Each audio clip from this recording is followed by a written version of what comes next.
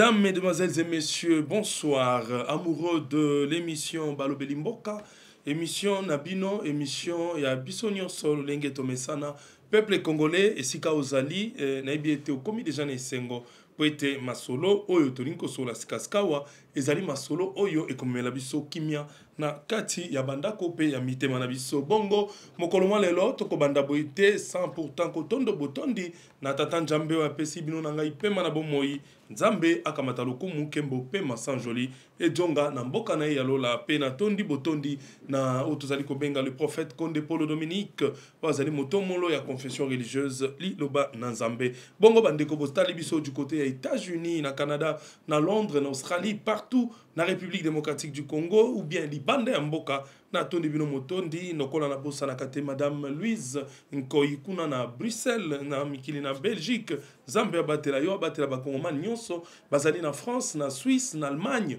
bazali na Italie na London na bosanité vraiment ko remercier Nzambe po etazali ko batela bino na peba oyo bazali na Congo na biso awa bandeko nyonso bakotala biso na mbandaka na lisala ngomba bandeko ya lisala na ebi problème bozali nango ya ba érosion ezali makasi na lisala bozali kolela makasi po ete érosion lisala nyonso komi madofolo na kosenga na ministre ya infrastructure omeka kotala un peu situation ya lisala bandeko ya lisala kuna na Équateur bakolela penza gouverneur ozali kuna ezali pasi kuna na mongala oko kipe mpoka na yote goko futala makambo kozwa misolo pe kosela ngo na ba fin privé na bino boko kipe penza province te ezali malamute bongo bandeko oyo bazali du côté ya Grand Kassai ngebiete bozali kolela toujours vie chère ezali konyokola bino biloko ezali komata tongo midi pe pourquoi donc la souffrance est énorme raison pour laquelle ngebiete malgré dollar ezali ko sala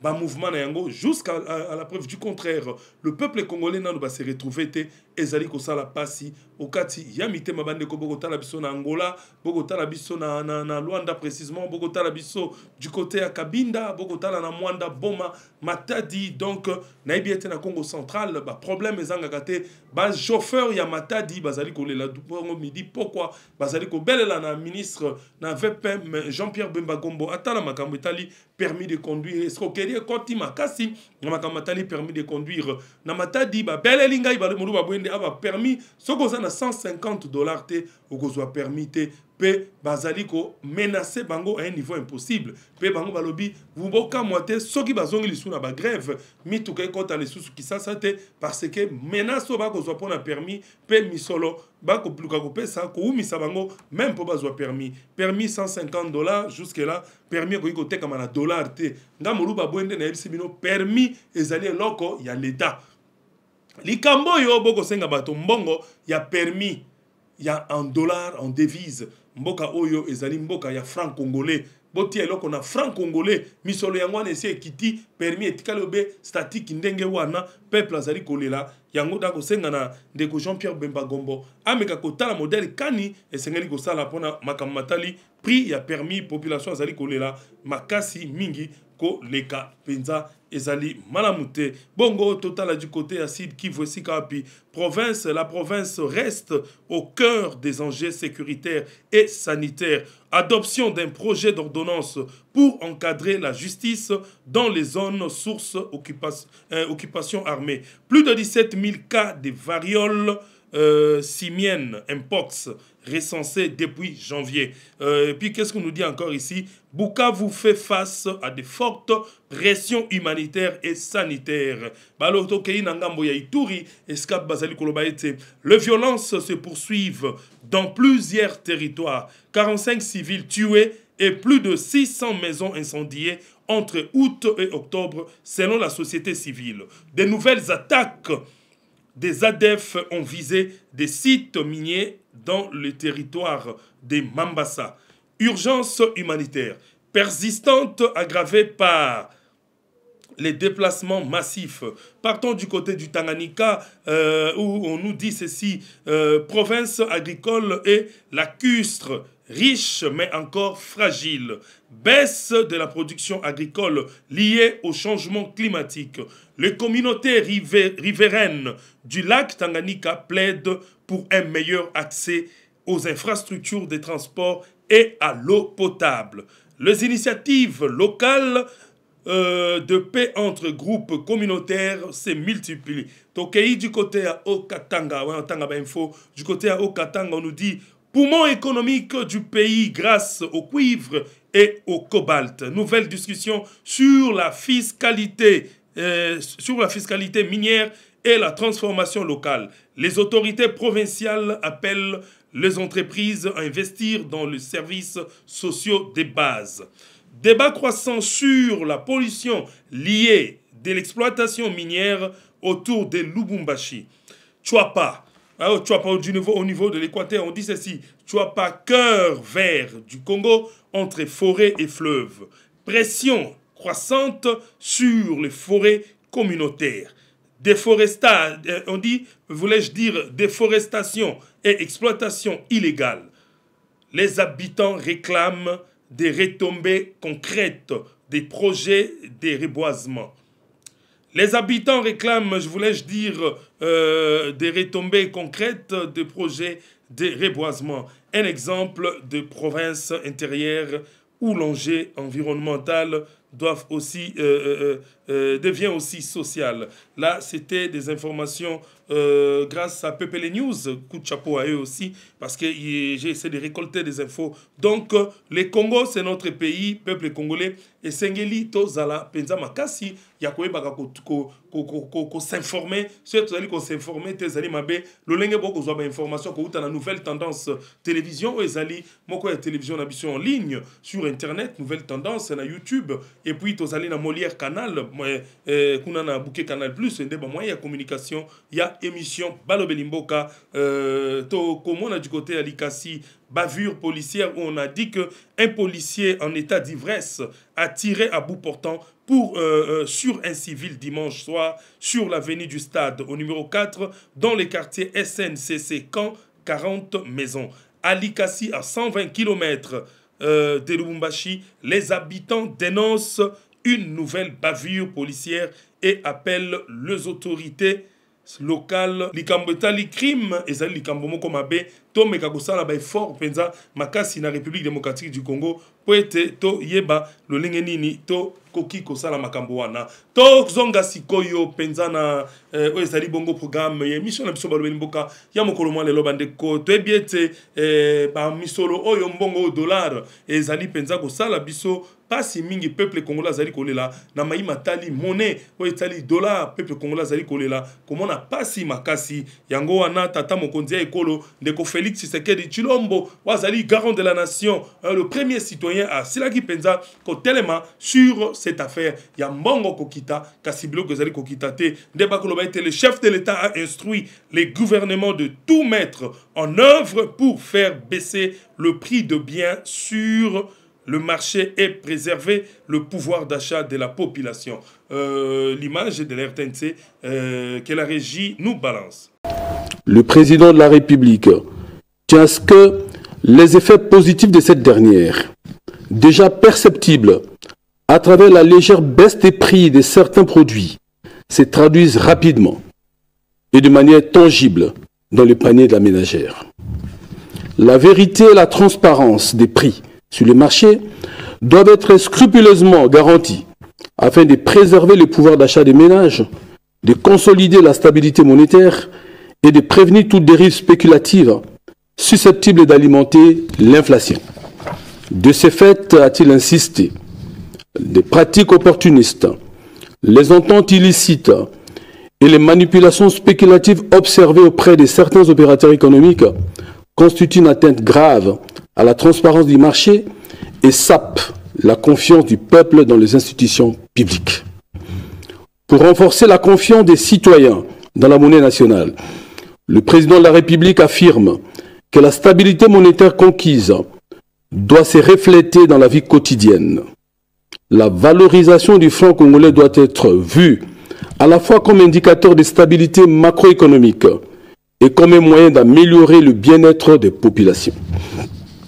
À cet effet, il a instruit le vice-premier ministre, ministre de l'économie nationale, ainsi que l'ensemble des ministres intervenant dans le secteur économique, à renforcer la surveillance, la traçabilité et la transparence dans les circuits d'approvisionnement et de distribution. Toujours en République démocratique du Congo, rapidement, nous partons du côté du ministre des Infrastructures et Travaux publics, a tenu informer les conseils de ministres de l'évolution du projet des constructions dans plusieurs villes d'un total de 80 passerelles piétons et de 600 portiques des signalisations et publicitaires. Lancement des travaux va commencer par la construction de passerelles et portiques sur le boulevard du 30 juin. Rapidement, que la réalisation nous balance cet extrait d'image. Note d'information relevant du secteur des infrastructures. Le ministre des Infrastructures et Travaux publics a tenu informer le Conseil de l'évolution du projet de construction dans plusieurs villes d'un total de 80 passerelles piétonnes et de 600 portiques de signalisation et publicitaires en exécution de la convention des délégations de services publics conclue le 20 octobre 2023 avec la société Outdoor Media Group RDC. En effet, le lancement des travaux va commencer par la construction des passerelles et portiques sur le boulevard du 30 juin. Les passerelles proposées par les concessionnaires sont des passerelles modernes, moins encombrantes et dotées d'un ascenseur de chaque côté pour les personnes à mobilité réduite. Par ailleurs, les étapes ci-après ont été franchies. 1. Validation de dossier d'études de 3 passerelles et 7 portiques. 2. Tenue des réunions préparatoires pour le lancement des travaux avec la participation de toutes les parties prenantes. 3. Mission d'inspection et d'identification des zones nécessitant le déplacement des réseaux SNEL, Régie des eaux, RPTC et autres servitudes. 4. Établissement d'un planning provisoire des travaux fixés à 6 mois. Les contraintes majeures qui se posent dans la mise en œuvre du projet sont principalement la présence des servitudes à déplacer en vue d'une implantation optimale des fondations et les autorisations nécessaires pour exécuter les travaux. Le ministre des Infrastructures et Travaux publics a souligné que ces projets est d'un intérêt certain pour orienter la circulation urbaine ainsi que la sécurité routière, particulièrement pour la traversée paisible des piétons sur les grandes artères des villes congolaises. Le Conseil a pris acte de ces rapports.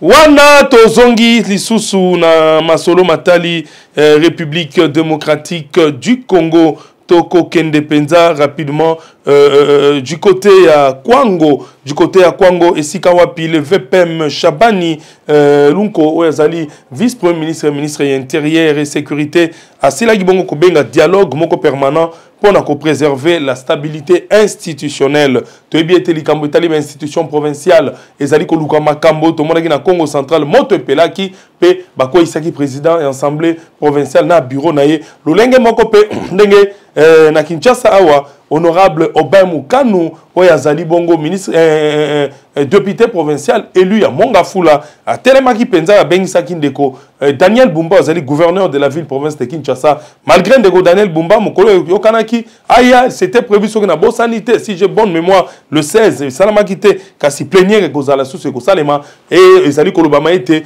honorable Obamou Kanu Ozali Koloba était Soki mais gouverneur il y a ville à Kinshasa de Daniel Bumba à se présenter n'appelle babenga qui est question orale wana à kotikate mais koma bongo selon loi topé règlement et assemblée et koma bongo mention moko j'espère il y a censure il y a défiant donc ça la mandenge wana et Zali Maxalo il y a député Oyo Sengeli Basolola côté à Kwango le VPM Chabani appelle au dialogue permanent pour préserver la stabilité institutionnelle. Dans l'objectif de garantir la stabilité des institutions provinciales, le vice-premier ministre et ministre des Intérieurs, Sécurité, Décentralisation et Affaires coutumières, Chabani Lunko, a reçu ce samedi 18 octobre l'an 2025 le membre du bureau de l'Assemblée provinciale du Kwango ainsi que le gouverneur Willy Bitui Sila à la suite de la pétition initiée par des élus provinciaux contre certains membres du bureau, notamment le président et les questeurs. En image, Jordan Panzo. Le vice-premier ministre, ministre de l'Intérieur, Sécurité, Décentralisation et Affaires coutumières, Chabani Luko Biango Jacquemin, a reçu ce samedi 18 octobre les membres du bureau de l'Assemblée provinciale du Kwango, ainsi que le gouverneur de cette province, Willy Bituisila. Au centre des échanges, la pétition initiée par quelques députés provinciaux du Kwango contre certains membres du bureau, notamment le président et les questeurs. Le vice-premier ministre Chabani a d'abord échangé avec les membres du bureau de l'organe délibérant, à qui il a recommandé de privilégier un dialogue permanent avec les députés provinciaux afin de résoudre les différends existants dans un esprit de responsabilité et de cohésion institutionnelle. L'autorité nous a écoutés attentivement et il nous a prodigué des conseils et nous nous sommes dit est-il que nous avons commencé la procédure, nous sommes une famille, on a privilégié la paix sociale. Il ne fallait pas qu'on puisse brûler notre propre case. On s'est décidé de travailler ensemble pour atterrir en douceur. Et l'autorité nous a prodigué des conseils pour rester dans cette unité que veut le chef de l'État. Par la suite, il a reçu le gouverneur de la province, Willy Bituisila, à qui il a donné plusieurs orientations relatives à la gestion de la province et à la collaboration avec l'Assemblée provinciale dans le but d'éviter toute situation susceptible de favoriser l'instabilité institutionnelle et de freiner le développement du Congo.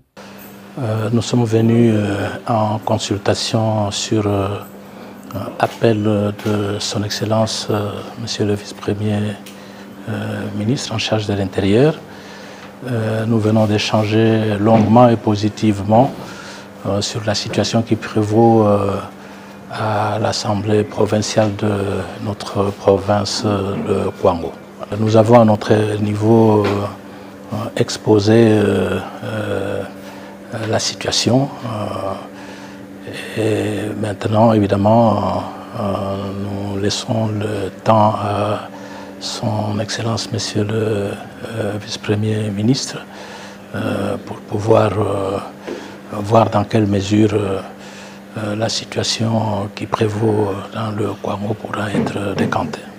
Le vice-premier ministre a par ailleurs souligné que toute initiative légale entreprise par les députés provinciaux devrait tenir compte des impératifs sécuritaires de la province.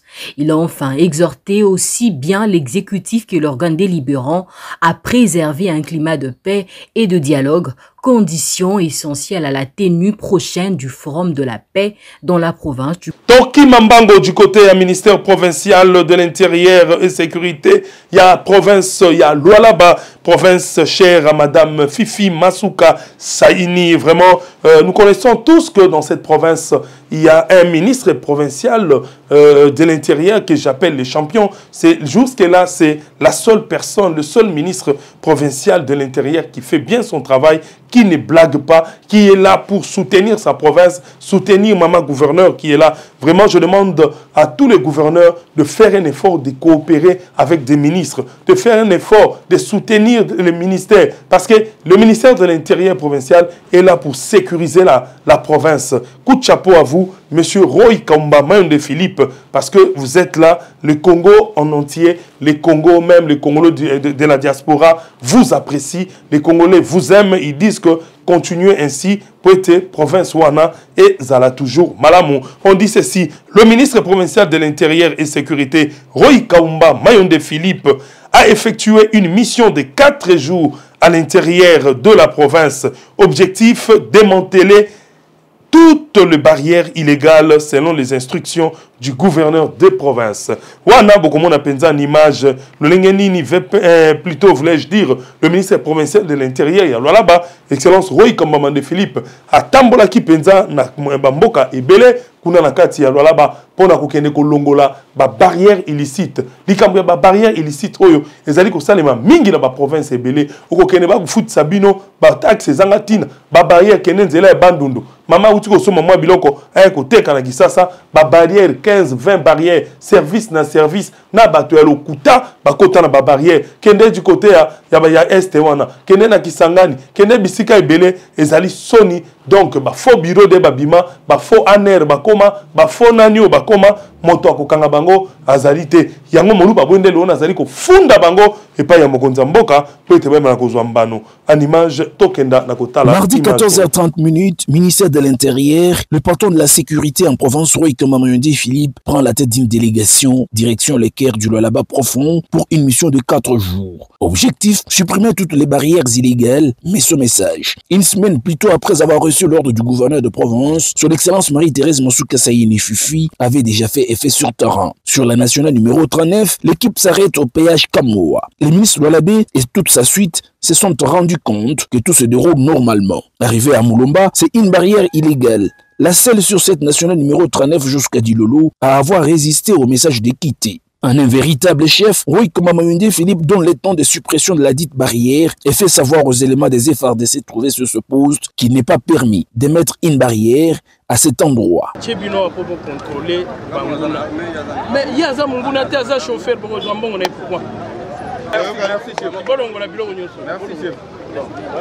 Il est à noter que sur cette barrière, les Congolais étaient sérieusement tracassés, comme confirme ce patriote. Il faut driper ma quota 150 000 francs. Quand tu ripes 150 000 francs, camion est satambo. Il faut riper ma quota 50 000 francs. Il y a des sanglages. Il faut te fouiller les bâches hautes. Parce que c'est bien tu biote et tu.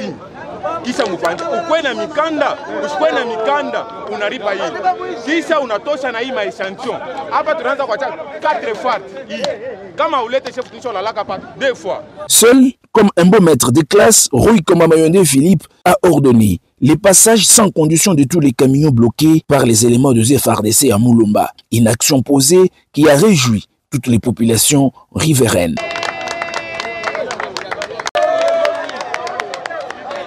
De là jusqu'au bureau de l'administration du territoire de Muchacha, où la délégation est arrivée à 20h20, aucune barrière n'était présente. Après une visite du bureau, Roy Kamamayonde Philippe a eu une réunion avec les services de sécurité de ce coin. À eux, les ministres a tenu à les féliciter de la part du gouverneur de province Fufi Moussouka Sayuni, qui est fier du travail de l'AT de Muchacha et son équipe. Toutefois, le patron de la sécurité reste ferme. Envers tous les services, aucune barrière ne doit revoir jour sur la nationale numéro 39. Message passé et bien reçu, l'équipe de Muchacha a tout de même reformulé une demande en renfort en mobilité, question d'exécuter les ordres de la province sans faille. Juste après cette réunion, la délégation a repris le chemin jusqu'à la deuxième ville de la province, où les ministres et sa suite ont été reçus par le maire et son adjoint à 2h23. Après un bref échange, Roy Kamamayonde Philippe a demandé à son équipe de se reposer un instant, question de renouveler la force pour la suite. Mercredi 15 octobre,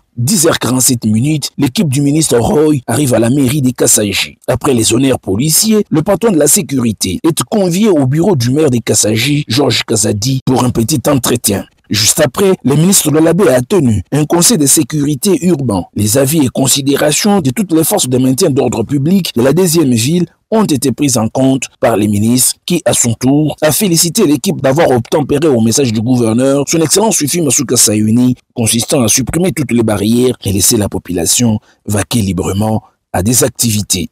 Avant de quitter Kassaji, Roy Kaumba est allé visiter la prison de la dite ville. Sur place, les ministres de l'Abbé de la Sécurité et Intérieure a compris la nécessité de construire un nouveau centre pénitentiaire dans cette ville qui prend de l'ampleur. C'est à 15h09 que la délégation a repris le chemin direction d'Ilolo, territoire frontalier de la République sœur de l'Angola. Et c'est autour de 20h que l'équipe est arrivée et accueillie par l'administrateur du territoire à Ronkalend. Tout de suite, le patron de la sécurité a eu une longue séance de travail avec tous les services de maintien d'ordre jusqu'à 12h04. En sa qualité de ministre de l'Abbé des Affaires coutumières, Roy Kamamayonde a eu jeudi 16 octobre une séance de travail dans la salle de réunion de l'hôtel Sabusco avec les autorités coutumières pour régler les différends qui ont opposé les chefs de la chefferie Mwachisenge et les chefs du groupement Kaïti. Après les avoir écoutés attentivement, Roy Kamba-Mayonde Philippe a apaisé les deux esprits surchauffés tout en ordonnant à Laté Aaron Kalend de finaliser les petits détails. Dès là, la délégation a quitté Dilolo à 12h pile pour rallier Kassaji à 16h. Après une heure de repos, le patron de la mission, Roy Kamba-Mayonde Philippe et sa suite se sont mis de nouveau en route direction Sandoa où ils sont arrivés à 20h. Aussitôt reçu par la T de Sandoa, le ministre Lolabé a tenu une importante réunion de services élargie aux gardiens des traditions. À eux, le patron de la sécurité a transmis les salutations de l'autorité provinciale tout en les rassurant que toutes les doléances seront transmises à qui des droits. C'est à 22h43 que l'équipe a quitté Sandoa pour se reposer de nouveau à Kassaji où ils sont arrivés à 1h05 du vendredi matin. C'est par cette deuxième ville que le patron de la sécurité a bouclé son itinérance marathon avec promesse de se rendre très prochainement à Kapanga une fois ses responsabilités qui l'ont appelé ailleurs le permettront. Il essaie de signaler que pendant ce séjour, plus de 1000 km avalés, Roy Kamba-Mayonde Philippe a laissé l'intérieur de sa province tout en calme et la sérénité qui y règne. Tozongi awa toujours pour na komoni sabino ete ba barrière wana balongoli ezali malamu ezali avantagé pour na ba commerçant pour na population moto leka na kimia na bossa na catégorie Marseille. C'est lui qu'on appelle Henri Lévôtre Kala la wazali chargé à communication il y a bazali ko benga ministère provincial il y a intérieur Henri Lévôtre Kala la Toko Solola Sikawa Maye Matali toujours Mboka Nabiso. Arrivé au terme de son séjour à Kinshasa dans le cadre de festivités du 50e anniversaire du combat dit du siècle entre Mohamed Ali et George Foreman, la légende des boxe américains Mike Tyson a été reçu ce dimanche à la Cité de l'Union africaine par le président de la République, Félix Antoine Tshisekedi Tshilombo. J'ai été bien accueilli et reçu avec beaucoup d'enthousiasme par le président de la République, Félix Tshisekedi. S'est exclamé la légende Tyson, qui a ajouté que c'est une très belle expérience. Pour Mike Tyson, les échanges ont été agréables. Nous avons parlé de la vie en général et de quelques projets à réaliser. Je vais revenir au pays dans les jours à venir, a déclaré en substance Mike Tyson, après son entretien de près d'une heure avec le chef de l'État. Tozonga Sikawa na ville-province ya Kinshasa et Sikawapi, des sinistrés des pluies diluviennes d'avril dernier se mobilisent pour dénoncer un présumé détournement de 50 millions de dollars destinés aux 15 000 familles touchées par les inondations. Donc, awa lisolo oyo bandeko oyebi eza na makambo mosusu oyo esalaka pasi penza na makambo tozali komona na Congo na biso tomesani obe kolobela makambo matali ba détournement.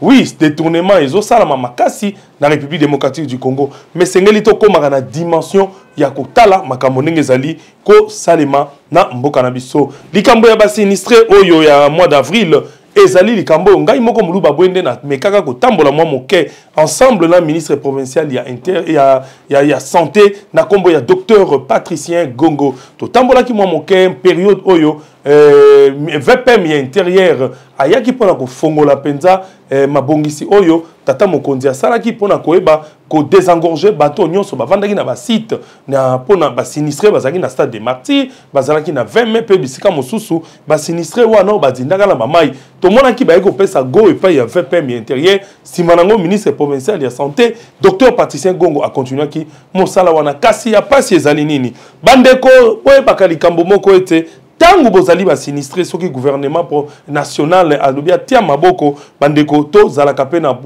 compréhension donc oyebisa na ba population ete boka nisate ke soki l'état alobia tia maboko atiaka maboko à 100% nde abongisa via moto ebonga libela l'état yaka na auto bengi coup de pouce oyebi bandeko ebele bazali ko vanda na babisika oyo ya wana lobi tango zali ko lukandako na ba quartier oyo to pe bisiko oyebi ke l'état a urbaniser problème tozala ngo na mboka na biso ezali manque ya urbanisation bazali ko urbaniser bandako te ministre ya urbanisme bombeka kotala likambo oyo bandeko ba kukufela bato bazwa ba problème bazwa ba choc ya ndenge na ndenge À ma présence, j'ai vu comment est-ce que le ministre provincial de la Santé, le docteur Patricien Abakazi, avait fait une descente pour vous allez voir en image comment est-ce que le ministre donnait de l'argent comme Sengelaki, parce que bande kobocha na mutu na binote que misolo wana ndenge zalaki ekokoka batonio sauté. Bozala bandako tant bolobi ete ba pesaki 50 millions de dollars.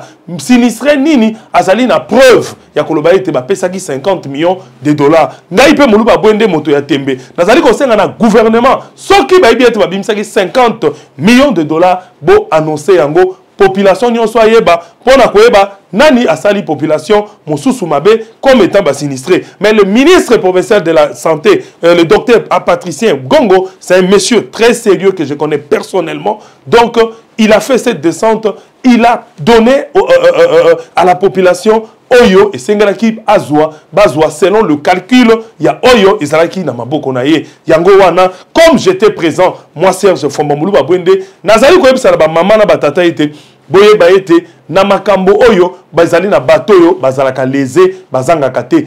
Boye baete na conseiller na population ezali toujours na bato bazali sima ya Congo ya bato wana pona ko tinda bango ba semer ba désordre pona ko tinda bango ba wangana kasi botala l'image comment est-ce que ba maman ba sengaka merci na tata mokonzi ya ekolo nenge ba maman ba sengaka président de la République merci nenga sali saki bango na ba garantie kaka ba maman moko wana ba remercier ki ba kendaki lisusu komona le ministre ya santé pona ko senga président merci bandimaki teke misolo ko ya na modèle oyo bandimaki teke ba kozwa ba garantie pe balesaki bango bamelisaki bango gouvernement soit qui charge na bango monene. Donc boye ba été Congo ezali na ba problème ebele tozali na na bitumba Congo ezali ba dossier ebele o il faut être traité moke o bozui wana ndeko lukandako fanda bokansate l'état kozwayo en charge à l'est que yo lokwa bébé isengelo luka na vie to boité mokonzi mboka ndazali maître topé garant ya nation pour la makambo etali biloko oyo to kolanda pe ba interview ya ba maman mususu balobi ete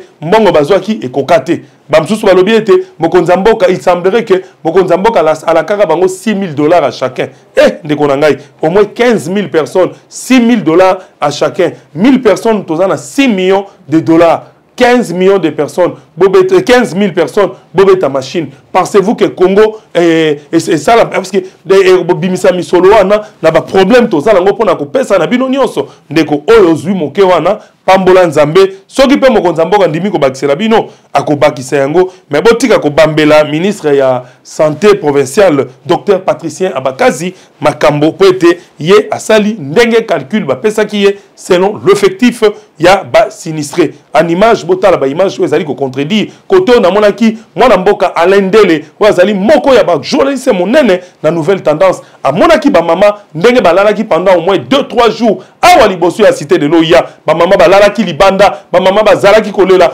balobi ete ba pesa bango mbongo bino moko botala penza lolenga nini ba mama bazali koloba e ba msusu balobi ete ba pesaki 6,000 on a $6,000 à chacun. Ndeko au moins 15 000 personnes, $6,000 à chacun dans le lobby et ko sala misolo boni.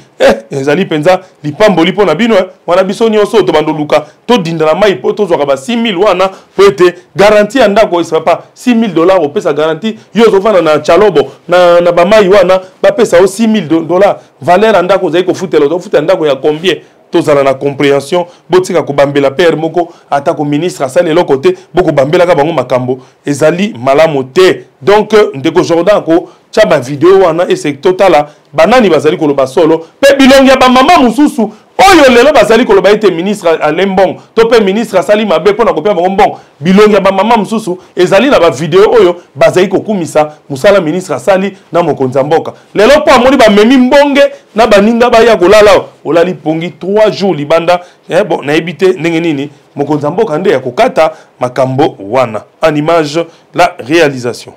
C'est pour la première fois depuis que la République est république qu'un président ait accompli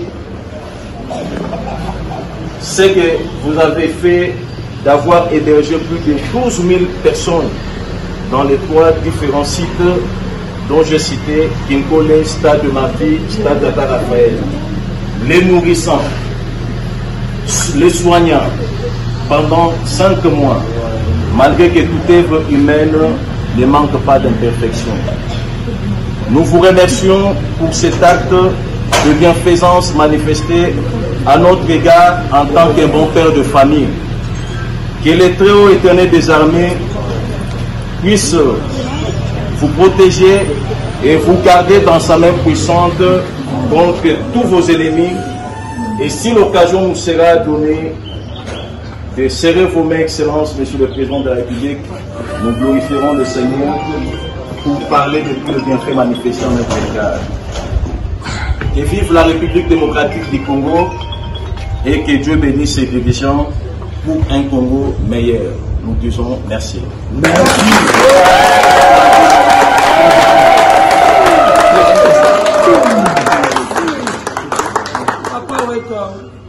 Merci na bande connaissance ba soutenir biso na circonstance. Bon, nga nazopesa merci na président de la République. Pendant pendant 4 mois, alesi biso kitoko. Azuso na biso ya kolia kitoko kipe biso kitoko vraiment to vanda ki bien tozaki na kimia. Mais asungi biso lisusu.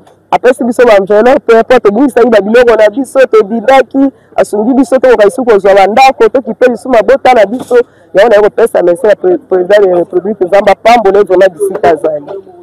Nga bateli biso longoli biso na danger to linga to kufa aya bombi biso aleisi biso kitoko na bana na mibali ti pe apesi biso oye bongaki biso to sunga mato vanda. En tout cas, tu peux, papa, merci. Fatibe, Fatibe, grand merci, Fatibe, au bateli biso, pour na bula munyos au sali. Zamba peso makasi, apesa intelligence. Loko la pesa qui salmon, au diriger mboko itina suka. Merci, Fatibe, ministre provincial, à santé, Zamba bateli parce que à bombi biso. Alekisi biso période ya mabe, période ya ba épidémie, période ya makambo ebele ye abateli biso, asungi biso na makambo nyonso. Zambe abateli Fatibeto atala ye bien, Fatibeto abomba ye bien, Fatibeto abomba ministre. Tovani na stade 4 mois. Ba musupe ya kokufa na kata ya ba site ba kufaki. Mais tozali d'abord merci na papa président na maman Denise Toliaki. To melaki toko ko wanga na te. Tozwa ki pe ba soins médicaux mais toza très désolé na vie comportement ya bateau yo papa tindaki ba trouver biso ba solution ba servir biso. Ba mbongo tozwa ki ekoki même pas na ba garantie. Même pas tozwa ko futa ba classe mais ye moko na munoko chef de l'état lobaki na repesa bino mbongo bo luka bisika bozwa ya kolia bozonga lisu na place wana te bona minute yoyo tozongi lisu kuna tango mbule robeta lisusu tozonga lisu kuna na stade yango biso toye lelo papa alukela biso solution ou soit tozonga kuna to luka to dinda lisusu to yela lisusu aluka biso solution ye moka prometaki biso yango tomoni bato ya tindaki basali donc bazui ba norme au président lobaki te akoki cité bato atindaki ba nani o ba se présentaki pa na bino o ba se présentaki tomonaki ministre ya santé ministre provincial ya santé ya santé ayaki. Bon, ba maman ba 3e âge. Bana amikie, bibembe musoza ki na ba morgue, on ne sait pas s'ils sont déjà enterrés. To yebite poto panzanaki. Ba mbongo yo bango ba tiaki na kati ba mususu, ba mbongo e katana ba mususu ko fungola te, okoti na mutuka. Mais on peut pesa mbongo combien quand même bato bazwa ki? Bon, bato mususu bazwa ki 500, 200 dollars, 150 montant précise ezalaki te. On ezaki par famille. Par famille. Par famille nde bazo pesa ko fongola te kota na bis ko fongola te donc vérifier te bo le kaka kota ba mususu bazwa pete balongoli biso ana ba o bazwa kite ba memi na 20 na 20 kuna mobulu lisusu basali 4 jours sans manger sans boire. Yango biso toye ko funda mutute, nous sommes venus seulement réclamer nos droits que le chef de l'État nous avait promis. Maman, maman Toyoka, maman Mbote. Mbote papa na. Kombo nani maman? Kombo na ngai maman Navio Pipa Noela. OK, maman Navio on s'est retrouvé en ndenge nini? Na s'est retrouvé attaque sinistré à 4 ou 5 avril. Oyo todindaki na mai. Tango todindaki na mai. Wa sinistra ko ya côté nini? Ya Salongo. OK. Toye na Lumumba. Balongo biso na Lumumba mais biso na Bandal. Nazo s'adresser à un ministre. Ministre provincial oui, tant que tozalaki na bandal. Ministre aye parce que batindaki biso mituka ye mema biso na kikole to boyaki. Parce que bandai ko informer biso ke na kinkole eza bizarre. Moye bokende kuna ezate. Ministre to salaki mwani to zongisi mituka to boyaki na tongo nango ministre aye. Nazo se dresser na ministre na ba parole na ye oyo atenaki. Tanga saki na biso réunion. Ministre to telemi na likolo ya garda ya clôture ya nini ya stade ya bandal. Aseraki ba mama baloba ba papa pe baloba. Ba pesi ba question à répondre. Oh nga na retenaki na mutu na nga lokola mama. Oh epusaki nga kena kende kikole. Ministre alobi bino bozo boya ko kende kikole. Ba mususu boloba ba pesa bino ba $1000. Bokosa nango nini $1000 wana soki ba pesi okosoma kaka congélateur osombi télévision bongo esa nini esili mais sikoyo mokonza mboka alingi bokende kikole pona salela bino pe durable tande na lobi boye ministre a se rappeler aloba keloko wana bi bozo luka likelele ne sika nzoku bokende kikole na bongiseli bino kikole bien ba toilette eza bien mai eza bien ba mousse eza bien toyokani tant toki maloba na ye sepesa kibiso nde tango mituko ye koya na pokwa tokitiki alors vous pèsez confiance to komi kinkole tango to komi kinkole kwevane bandaki mabe cordon ya bandal alobi bozo kena ba mousse na bino bokomango ba kombo tokoma ba mousse na biso ba kombo tokomi bache na mutuka kwa yake na kikole tokola na ba mousse wana tokomi na kikole ba mousse bapesa biso yango te na bana na nga sisi tola na mabele ba mousse disparaître ezate botuni pete bike ba mousse ya mutu akopesa biso azate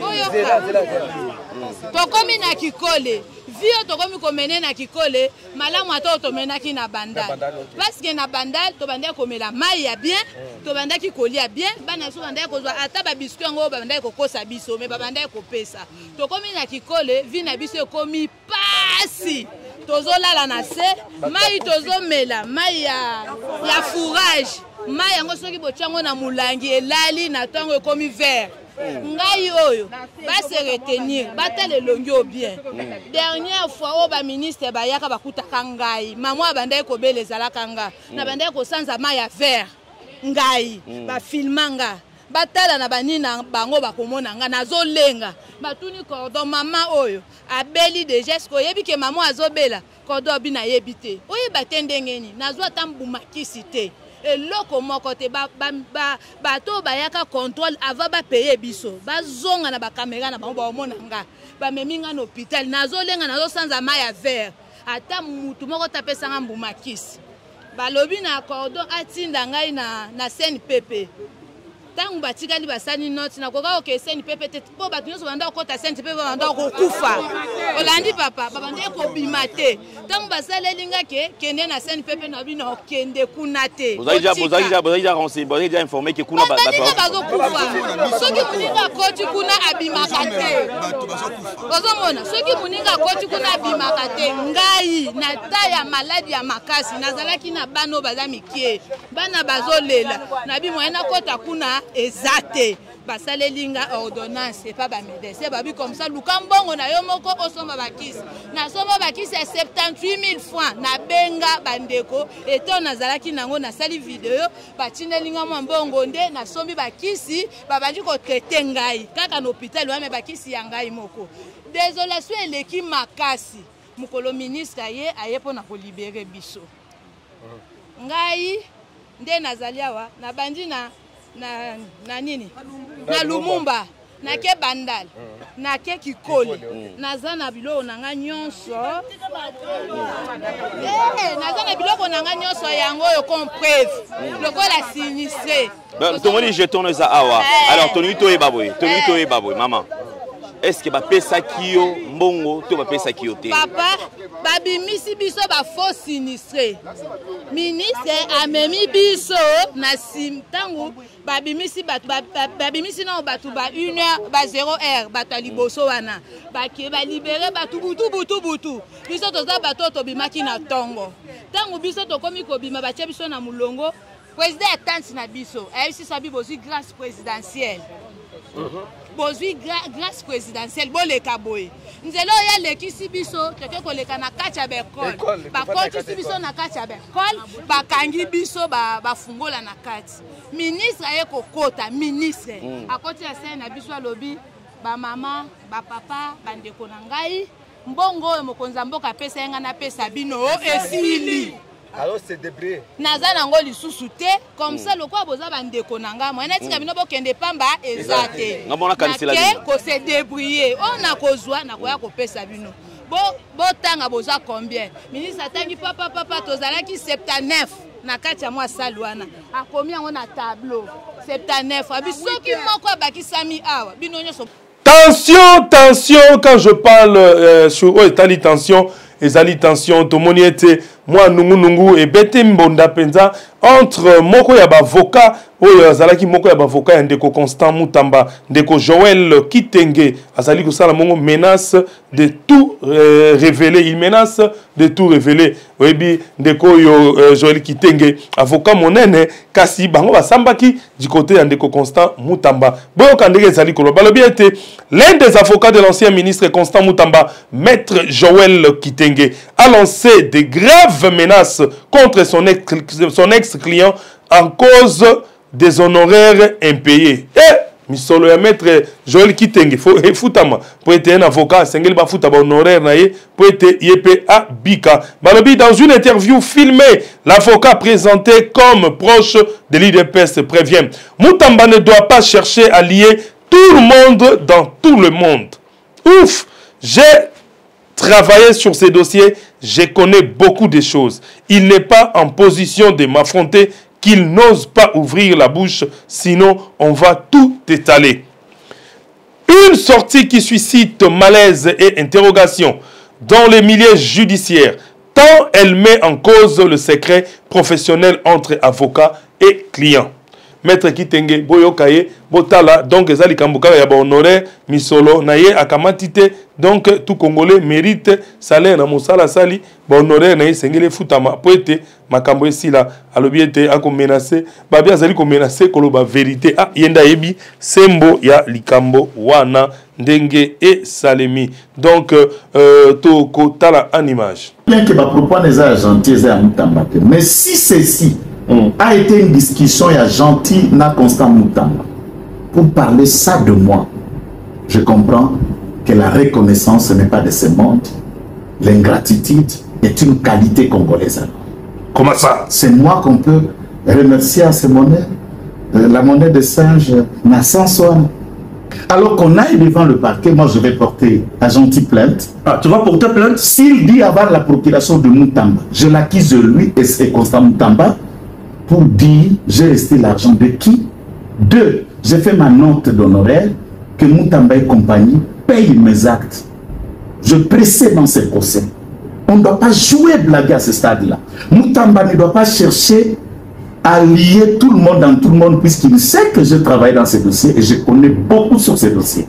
Et il n'est pas en position d'oser m'affronter. Ni Mutamba, ni Gentil Moulou. Mutamba n'est pas en position d'oser t'affronter. Il ne peut même pas ouvrir sa bouche pour m'affronter puisqu'on va étaler tout. Ah, tu détiens des vérités. On va étaler tout. Tu détiens des vérités. Attention de se faire penser pour un ange et d'affronter des gens comme Joël ou l'autorité.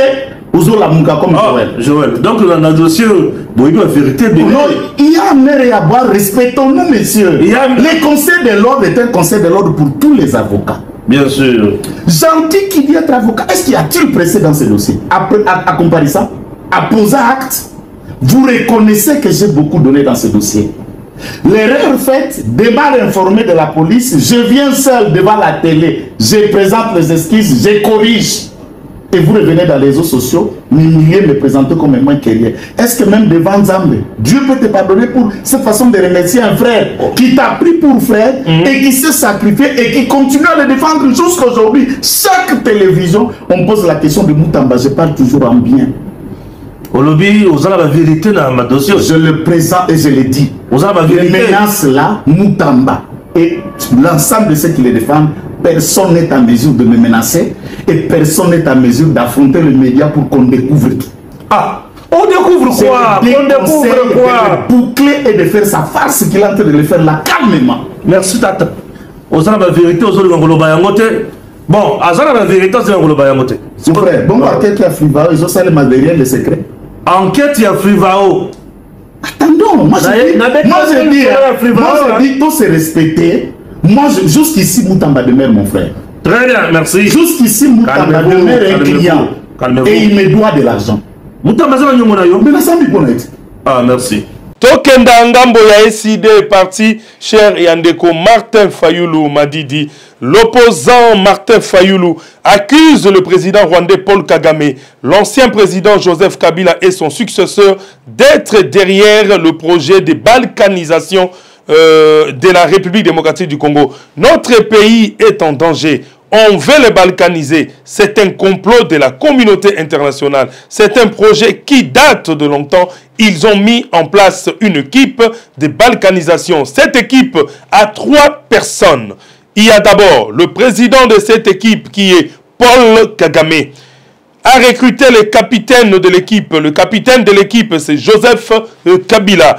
Il est le capitaine de cette équipe de balkanisation. Kabila, à son tour, a recruté son numéro 9, a déclaré Devos Kitoko. Donc, awa naebsa gibino opposition et ya solo esengele à la vérité.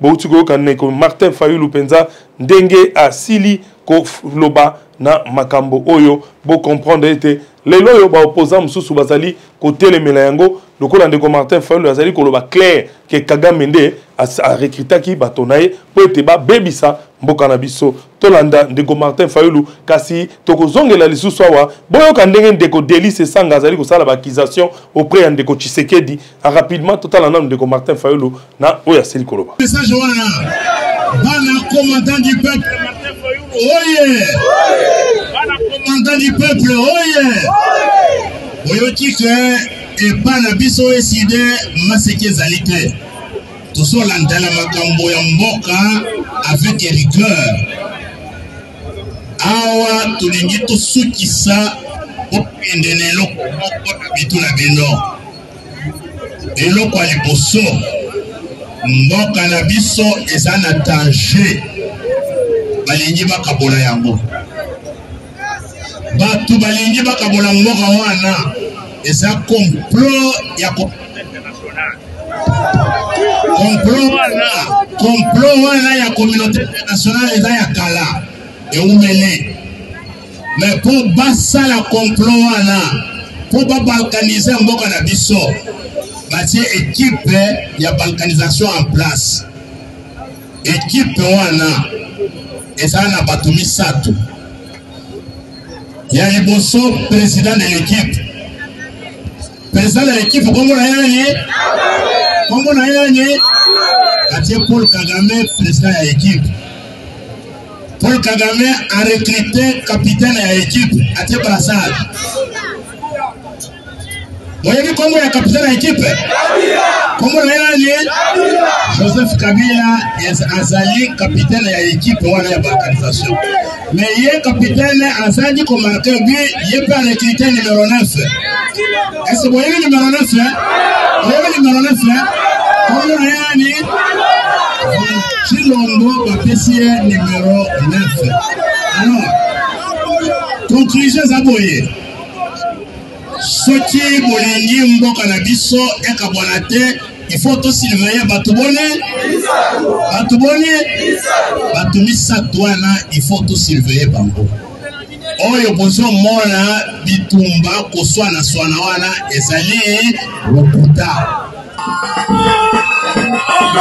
Bon, uti ko la ndeko Martin Fayulu Madidi nenga zali ko condamner penza bandeko nyonso bazali ko kende na ngambo ya mabebo. Monaki pe na ba réunion na bango basaki na Kenya ndeko Martin Fayulu aboyaki ko kende. Kasi toujours na makambo etali mboka ndeko Delice Sanga oyo azali pe moka ba opposant ya azali ko s'attaquer na ndeko Tshisekedi. Azali ko s'attaquer na ndeko Tshisekedi. Façon azali ko s'attaquer na ndeko Tshisekedi azali ko talisa ete ya azali ko sepelate na oyo ndeko Tshisekedi azali ko sala tope ba demande azali ko sala momoni ndeko Fayulu azali ko contredire a telemeli ba Kabila a telemeli ba Rwandais a telemeli Kagame kasi ndeko Sesanga ye a telemeli nano bato wana penza ouvertement te alobi ete fe ndeko boyo kan ndeko Sesanga lobi Félix Tshisekedi fait partie du problème et c'est lui qui a conduit le pays dans la situation de crise actuelle. Samedi, lors d'un meeting à Kinshasa, l'opposant Delice Sanga a réitéré son appel au dialogue national et exigé le retrait immédiat de toutes les forces étrangères dans l'Est de la République démocratique du Congo, s'exprimant en lingala, l'une des 4 langues nationales. Il a accusé le président Félix Tshisekedi d'avoir ramené Paul Kagame au Congo et d'avoir incité les Congolais à l'applaudir. Donc, Elokoyo, depuis Kagame aya awa, tu as besoin de 2 pays voisins et comment on peut des problèmes. Tu as quand même une image, ça, les alliés et moi, on y sonne le bami, les alliés obéis, mon condeko, c'est sangande, à l'obéli yango. Bongo bandeko, na tondi bino botondi penza, na image au kotala, pour être beau comprendre, nani azali na Congolais, nani azali pe na Congolais. Bitumba, ezana est. Bandeko na biso ba komona pasi koleka tosengi tosinisa bitumba wana na kosolola na kati na mboka na biso biso na biso mapinga na biso pe tosengi mapinga ya bapaya nyonso oyo ezali ebima kati na mboka na biso eza boye te biso moko bakongolais nde tokobatela bomoi ya bakongolais pe bomoi bonsomi yekolo na biso moto akosa bino te lelo bakoloba biso baitoana opposition tozali pour agression ya mboka non tozali moko na kati na bakongolais oyo totelemela likambo wana ntango bazali nano na bunagana ntango bango baza kotambola pambapamba biso tosala marshe monene wana Kisasa pour na kosenga ete baronde babima na mboka na biso na kosenga pe ba armée étrangère ebima na mboka na biso ba mercenaires pe babima bakosa bino te lelo na 2012 ezalaki nde UDPS ntazalaki en contact na bato ya M23 boyebi yango na rapport ya Nations Unies bakoma yango babomba bino yango te naloba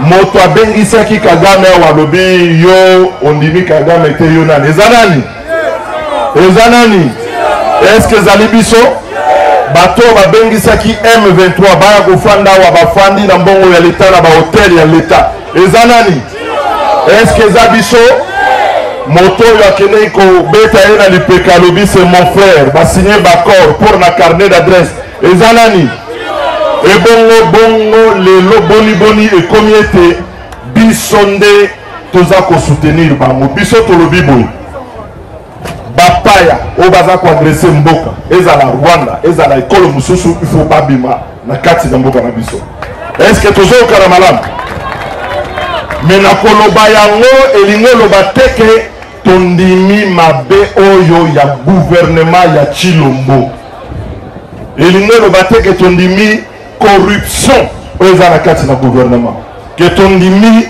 makambo oyo ya tribalisme oyo ezali na kati na gouvernement tondimi makambo ya incompétence oyo ezali na kati na gouvernement tokosenga tolobi ya solo bapaya babima Rwanda bima bitumba esila barebele bakitisa mindoki mais en même temps moto atie biso na mozindo oyo azebe na kombo moko kombo na ye nani kombo na ye nani il fait partie du problème et donc soki tokosolola ye azali solution te fo tofanda biso banso bakongolais toyoka lokola paza koboya nalobi etikali ye 1100 jours na ye asilisi mikolo na ye akangi bisaka na ye asali nini akangi bisaka na ye asali nini en tout cas nako garder bino mingi te lelo nako pesa bino merci ndenge boye ebele malgré l'intimidation police musala na ye ezali koya kopekisa manifestation te police musala na ye kobattre la population police musala na ye kokanga biyibi kotika batracasserie oyo koya kosala baintimidation boye biso tokondima ngwata moke te eza boye te nakozongela lisusu mai nalobaki du côté ya lisala na Équateur bandeko lisala bazali kolela kosenga na bakonzi ya mboka bameka kotaela bango situation oyo na lisala ngomba nzela ezali lisusu te na lisala ngomba bazali komona pasi na lisala ngomba mabulu tope ba érosion ezali partout ezali ko nyokolo bango penza ezali ko bebisela bango mabele yango la bozali komona na ba photo oyo ndeko Jordan Panzu azali ko tiela bino bo comprendre penza makambo ndenge nini ezali ko salema lisala oyo bazali ko lela balobi ete pona nini basundoli bango pona nini mokonza mboka akotala beki sasa ngana koyebisa bino mokonza mboka akotala beki sasa te mais bakoluka toujours ba moyen ya kotala kosala mosala ndenge e longo bani po ete Congo ezali mboka na biso nyonso Congo ezali mabele ya bakoko Congo ezali esika oyo Kongola sengeli ko zala malamu province ya Mongala province de la Mongala bazali na souffrance bomeka kozwa solution po ete mabaku to pe mabulu oye ezali sosote et puis bazali kolela likambo ya insécurité na lisala insécurité bazali ko bomba bato ezali malamu te gouverneur ya Mongala sala musala po ete soko sala musala to za ko fingisa République démocratique du Congo ezali bongo malamu te merci na réalisation ndeko Jordan Panzu bongo bandeko na ebiete bo sepeli na émission na mino kitoko balobeli mboka obo tikolanda e pesa meina ndeko wa bino moko ya bino mumbu na bino mwana mboka Serge Mfwamba muluba boende biso baluba boende tolingaka sembo tobombaka likambo atamoko te bongo na ko remercier penza ba to bazali ko soutenir émission e na bosana katelu tout la trading company société ya congolais ya solo un vrai congolais oyo ayebi penza makambo ndenge ezalaka merci beaucoup pour être na kosenga na ba congolais bo soutenir entreprise o tout la trading company surtout bino kuna bozali na Durba na Wacha na bamboka nso ezali pembeni wana na Kinshasa bo na yebisaka ba congolais nyonso bozana diaspora soki ozana problème etali construction to pe balia ka o misolo ba ko nyokola yo luka tout la trading company e ko yeba ko zwela o solution pe ko sala musala le lenge et longobani na tondi bino botondi mingi penza merci na bandeko nyonso oyo bako soutenir émission et na ko bosana te le PDG Jerry Nembalembo azali patron ya Molière Canal na bosani tendeko Alendele oya simbiso na nouvelle tendance télévision boni na bosana ko remercier ba technicien lokola Jordan Panzu oya simbi réalisation ya émission et merci na la dame qui est devant la caméra dont les noms m'échappent toujours Nakobo Sanate ko remercier Deko Corneille Kasonga P Gédéon Nabo Sanité Paulo Paolo le photographe moi na muluba photographe photographe ya malamu wala ta lunette te parce que photographe ça zola ta lunette donc ça là a double balance il y a lunette na yemongo et puis il y a myopie caméra to appareil photo merci na ba technicien ya niveau ya Molière Canal ya mbotena tanga komona bango na bosanité Benjamin Bonja le financier de Molière Canal Zambia batela ona mama Meda libota na bino Mobimba. Merci à tous les Congomani. Merci à Madame Louise Nkoyi. Merci à celui qu'on appelle DJ Loutadila. Tous les Congolais, je vous dis merci. Que Dieu vous bénisse.